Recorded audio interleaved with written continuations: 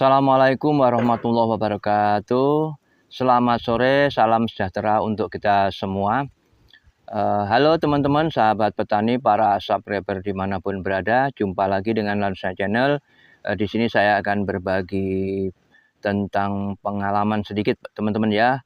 Pada sore hari ini saya akan menyampaikan cara merawat kebun kelapa sawit agar tumbuh sehat sehingga buahnya banyak dan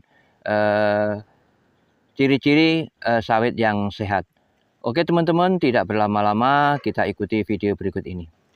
Nah ini teman-teman, sawit berumur 2 tahun teman-teman ya. Ini 2 tahun lebih lah. Tapi belum ada 3 tahun teman-teman. Ini sebenarnya sudah di kastrasi terakhir teman-teman ya, tapi ini belum terkejar waktunya teman-teman ya. Jadi ciri-ciri sawit yang sehat teman-teman ya, ini umur sudah di atas 2 tahun. Ini tadi saya hitung pelepahnya ini total ini teman-teman ya, ini ada 100 pasang teman-teman ya, helai. Jadi setiap satu pelepah ini saya hitung tadi 200 helai ini, 200 helai ini teman-teman ya. Jadi 100 pasang. Nah ini sawit saya pilih yang sehat, buahnya juga sempurna. Kemudian ini ada kekurangan teman-teman ya, nanti bisa teman-teman simak video ini. Ini sebenarnya sebelum pruning ini tidak boleh teman-teman ya, ini dipangkas seperti ini. Ini akan sakit teman-teman, apalagi ini ya. Jadi teman-teman apabila mempunyai kebun kelapa sawit ini jangan diganggu pelepahnya, kecuali kalau saatnya pruning baru dibuang sesuai dengan yang diharapkan. Kemudian ini ciri-cirinya teman-teman ya, ini buahnya udah keliling ini, tapi ini buah pasir teman-teman yang harusnya dikastrasi. Ini nanti sebentar lagi dikastrasi karena kebunnya cukup luas ya teman-teman. Jadi ini saya sengaja yang belum dikastrasi saya ambil teman-teman ya. Sudah mulai buah pasir seperti ini, teman-teman bisa ngecek pelepah yang normal teman-teman ya, jangan dari paling bawah teman-teman ya. Jadi ini pelepah yang normal, jadi tengah-tengah teman-teman ya, tengah-tengah. Ini saya hitung tadi 100 pasang ataupun 200 helai daun ini setiap pelepah. Nah ini teman-teman. Kemudian ciri-ciri pelepah yang baik atau sawit yang sehat itu daunnya melengkung tapi tidak berlebihan teman-teman ya, ini langsam. Kemudian dari spiral urutan pelepah ini tidak lurus teman-teman, jadi tidak terlalu lurus, jadi agak serong. Ini agak serong, ini kan agak serong teman-teman ya, ya tidak lurus. Ada kan yang pelepah lurus, jadi setiap buah ke sana terus. Ini pendapat saya, pengalaman saya itu seperti ini teman-teman ya. Kemudian untuk mencapai ini, nah, teman-teman perlu dengan menganalisa ataupun bahasa kerennya itu observasi ataupun pengamatan. Jadi tanaman itu perlu diamati pertumbuhannya. Jadi ciri-ciri daun yang sehat ya tadi itu bentuknya melengkung seperti ini, tidak terlalu melengkung, tidak tegak. Kemudian warnanya hijau seperti ini teman-teman ya. Apabila pucat berarti kurang nitrogen ataupun bisa juga kurang unsur yang lain ya. Kemudian kalau bintik-bintik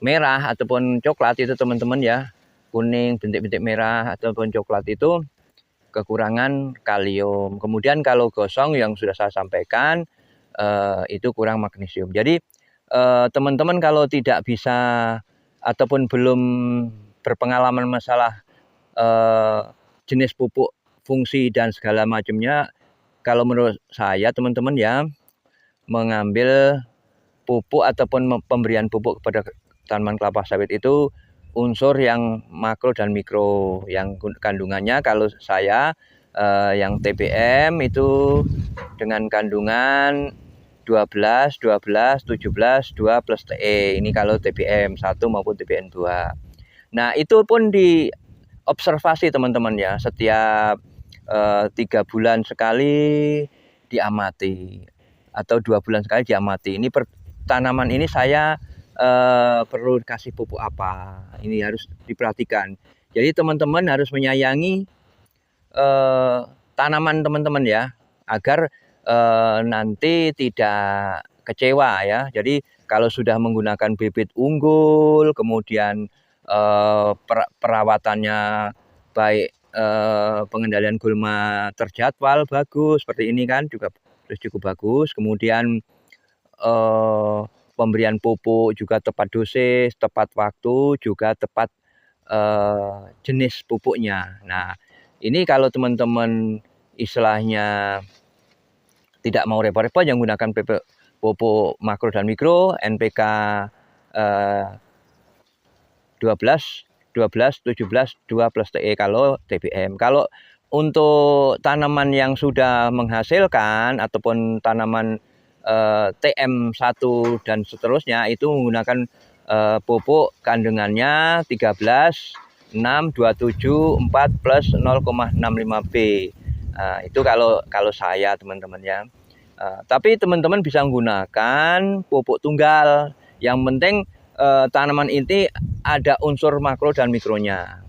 Itu teman-teman ya, itu perhatikan. Kalau sudah semua ini sudah teman-teman laksanakan, kemudian kita membahas masalah tanah.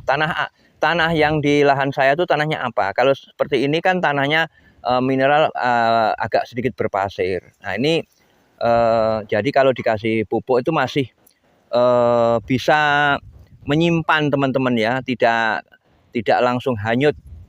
Kalau kena hujan ini ada sedikit lengket-lengketnya teman-teman ya, karena pupuk itu kalau tanahnya tidak ada unsur pelengketnya itu cepat hanyut teman-teman kalau kena hujan. Contohnya kalau tanah berpasir murni teman-teman ya, itu sangat kurang bagus teman-teman ya. Walaupun pupuknya sudah bagus, tapi tanahnya, untuk mengantisipasi tanah yang banyak pasirnya ataupun kurang subur, itu diremajakan dengan organik teman-teman ya. Kalau di sini banyak menggunakan tankos atau jangkos ataupun solid ataupun abu pabrik teman-teman kalau di sini. Nah, kalau di tempat lain teman-teman bisa menggunakan pupuk kandang ataupun kompos dan lain sebagainya. Kalau ternyata tanahnya berpasir.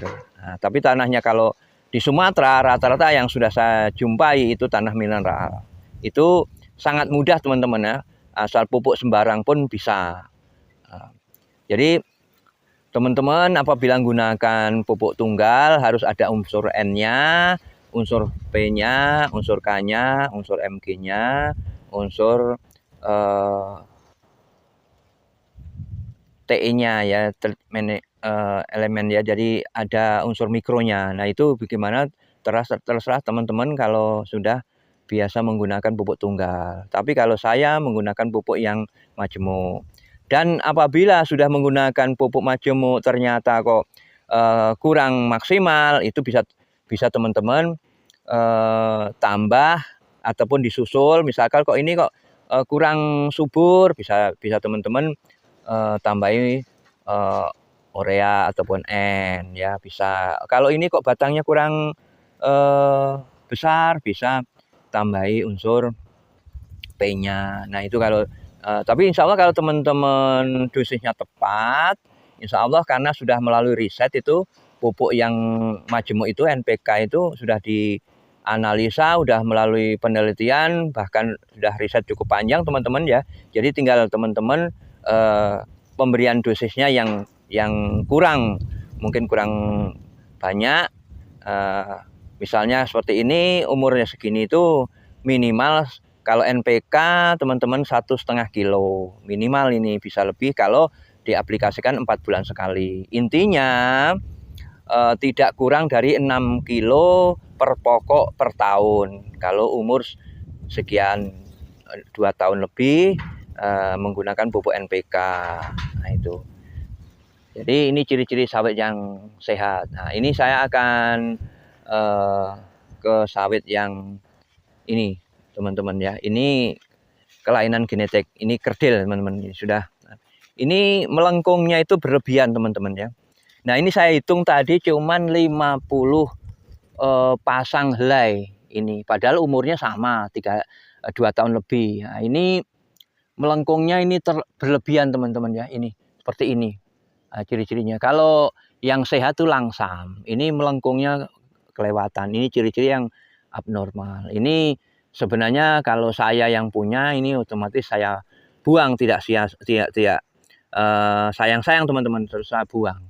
Nah ini saya hitung ini teman-teman umur sama 2 tahun lebih ini cuman 100 helai setiap tangkainya ini. Setiap tangkainya 100 helai atau 50 pasang satu pelepahnya. Sudah saya hitung tadi teman-teman. Nah, silahkan teman-teman kalau di sana mau mempraktekkan. Oke teman-teman. Ini teman-teman ciri-ciri yang sawit yang sehat ini berondolannya itu besar-besar teman-teman ini ya. Nah, ini terbukti karena penyerbukannya sempurna. Ini teman-teman ya. Ini nanti kalau umpama teman-teman mempunyai sawit ini berondolannya kecil-kecil, nah inilah yang menurut pemahaman saya ini kalau tidak varietasnya atau mungkin pupuknya atau mungkin penyerbukannya kurang sempurna. Nah, jadi itu kalau saya. Jadi kalau sudah berondolannya besar-besar, buahnya banyak, kemudian pelepahnya juga sempurna tadi yang saya bilang, kalau umur 2 tahun lebih ini, sebelum 3 tahun ini saya hitung tadi 200 helai ataupun 100 pasang satu pelepahnya.